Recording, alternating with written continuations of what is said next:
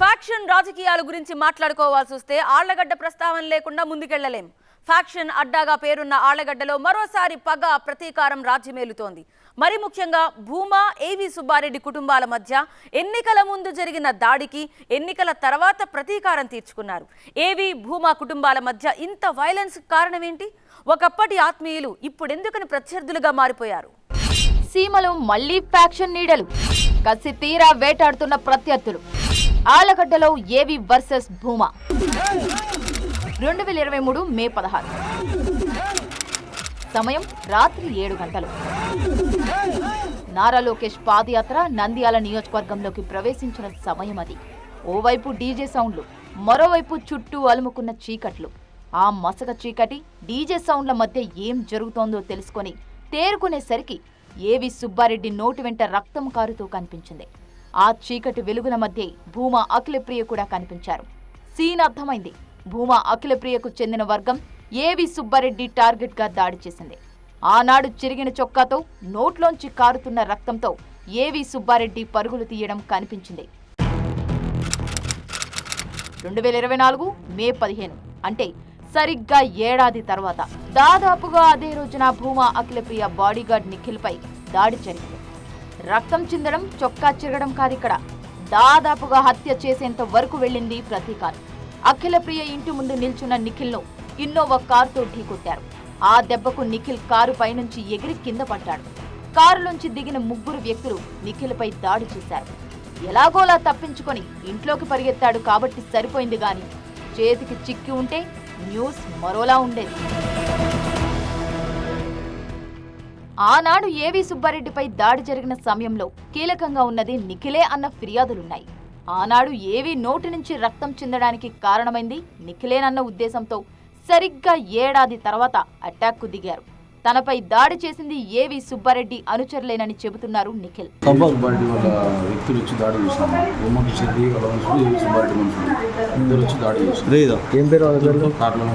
భూమా అఖిలప్రియ ఏవి సుబ్బారెడ్డి వర్గాల మధ్య పాత కక్షలు ఎంత దూరం వెళ్తాయో తెలియని పరిస్థితి ఉంది. రాజకీయంగా పై చేయి సాధించాలనే పంతం కూడా ఈ కక్షలకు మరింత ఆజ్యం పోస్తోంది. ఎంతైనా ఇద్దరూ ఒకే పార్టీకి చెందిన వాళ్ళు. అందుకే టీడీపీ అధినేత చంద్రబాబు ఎన్నోసార్లు ఇద్దరిని పిలిచి మాట్లాడిన రోజులు కూడా ఉన్నాయి. అయినా సరే ఈ 2 వర్గాల మధ్య ఎలాంటి మార్పు లేదు. అందుకే ఎన్నికల సమయంలో గొడవలు వద్దని 2 వర్గాల వారిని హెచ్చరించారు చంద్రబాబు.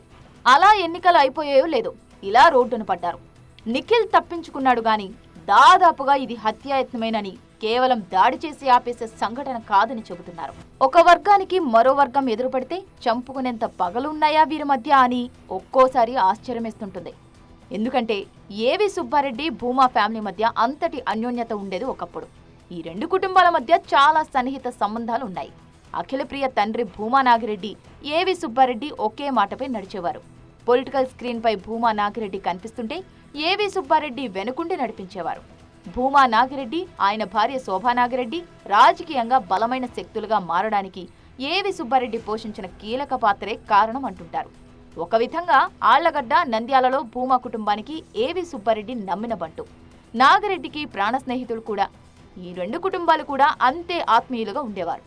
ఇంటి విషయాల నుంచి ఆస్తి వ్యవహారాల వరకు ఇద్దరి మధ్య చర్చకు వచ్చేవని, అన్ని విషయాల్లోనూ సఖ్యతతో ఉండేవారు అనే పేరుంది.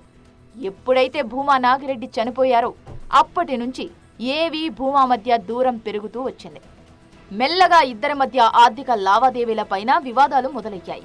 ఆస్తుల విషయంలో ఏవి సుబ్బారెడ్డి, భూమా అఖిలప్రియ మధ్య విభేదాలు ఓ రేంజ్కు వెళ్లాయి.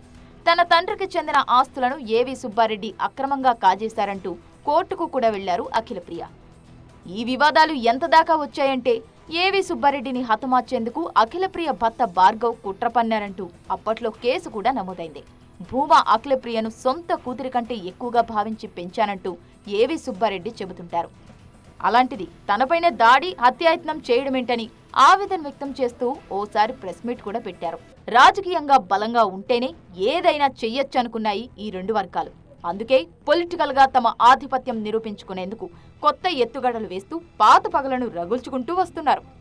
2014లో ఆళ్లగడ్డ ఎమ్మెల్యేగా గెలిచిన అఖిలప్రియ భూమా నాగిరెడ్డితో కలిసి టీడీపీలో చేరారు. నాగిరెడ్డి మరణం తర్వాత అఖిలప్రియను మంత్రిని చేశారు చంద్రబాబు. మంత్రి పదవి చేతిలో ఉండటంతో నంద్యాల ఉప ఎన్నికల్లో భూమా బ్రహ్మానందరెడ్డిని గెలిపించుకున్నారు. ఆళ్లగడ్డలో సైతం తన సోదరుడు జగత్ విఖ్యాత్ రెడ్డిని బలపరుచుకునేందుకు శతవిధాలా ప్రయత్నించారు. ఏవి సుబ్బారెడ్డి కూడా టీడీపీలో చేరారు. ఏవీకి ఏపీ విత్తనాభివృద్ధి సంస్థ చైర్మన్ పదవి ఇచ్చారు చంద్రబాబు. అలా ఎవరికి వారు కాంట్రాక్టులు దక్కించుకుంటూ ఆర్థికంగా రాజకీయంగా పైచేయి సాధించేందుకు ప్రయత్నించారు. ఆ క్రమంలో ఆర్థికపరమైన లావాదేవీల వివాదాలు కూడా నడుస్తూ వచ్చాయి. ఒకానొక సమయంలో ఏవి సుబ్బారెడ్డి ఆళ్లగడ్డ టికెట్ కోసం టీడీపీ అధిష్టానం దగ్గర గట్టిగానే ప్రయత్నించారు. అఖిలప్రియ అప్పుల్లో ఉన్నందున గట్టి పోటీ ఇవ్వలేరని, తన కూతురుని బోండావు మా కుమారుడికే ఇచ్చాను కాబట్టి కాపు ఓట్లు కూడా కలిసి వస్తాయంటూ ఆళ్లగడ్డ సీటు కోసం ప్రయత్నించినట్టు చెబుతుంటారు. కానీ 2019లో ఆళ్లగడ్డ నుంచి పోటీ చేసి ఓడిపోయిన అఖిలప్రియకు ఈసారి కూడా అవకాశం ఇచ్చారు చంద్రబాబు. సరిగ్గా ఏడాది క్రితం ఏవి సుబ్బారెడ్డిపై జరిగిన దాడికి కారణం కూడా టికెట్ రచ్చే అని చర్చ జరుగుతోంది. నాటి లోకేష్ పాదయాత్రలో ఎవరికి వారు బల ప్రదర్శనకు దిగారు. ఆ క్రమంలో మొదలైన చిన్న వివాదం తీవ్ర ఘర్షణకు దారితీసింది. ఆనాడు లోకేష్ ఎదుటే 2 వర్గాల వాళ్లు ఘర్షణకు దిగారు. ఆ దాడిపై ఏవి సుబ్బారెడ్డి స్వయంగా పోలీస్ స్టేషన్కు వెళ్లి భూమా అఖిలప్రియపై హత్యాయత్నం కేసు నమోదు చేయించారు. దీంతో భూమా అఖిలప్రియ భార్గవరామ్ను పోలీసులు అరెస్టు కూడా చేశారు.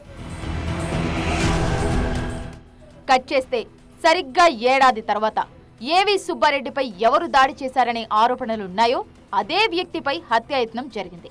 ఈ పాత కక్షలు మున్ముందు ఇంకెంత దూరం వెళ్తాయో ఆళ్లగడ్డ ప్రజలకు కంటి మీద కునుకు దక్కేదెప్పుడో చూడాలి.